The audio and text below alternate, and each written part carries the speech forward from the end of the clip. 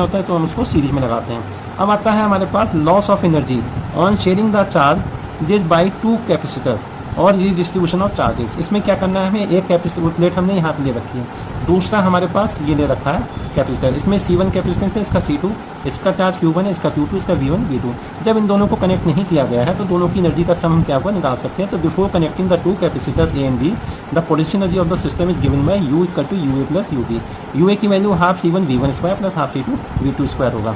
अब इसको जब आपको मालूम है कि किसी वायर से या कंडक्टर से कनेक्ट करेंगे, कनेक्टिंग वायर से, तो कुछ चार्ज एक से दूसरे में फ्लो करेगा। कब तक फ्लो करेगा, जब तक दोनों में पोटेंशियल सेम नहीं हो जाता।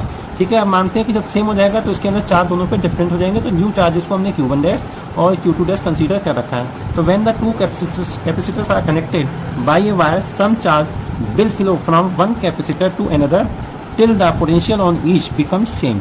Now the total charge of the system given by, जो नया चार्ज आएगा वो क्या हो जाएगा, Q equal to Q1 dash plus Q2 dash and the total capacitance, जो कि आपको मतलब पोटेंशियल सेम है तो एक पैरेलल की कंडीशन हो जाएगी।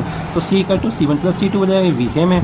नाउ द कॉमन पोटेंशियल क्या हो जाएगा, V equal to total charge upon total capacitance. तो टोटल चार्ज आपको मालूम है Q1 डैश Q2 डैश है और total capacitance C1 plus C2 है।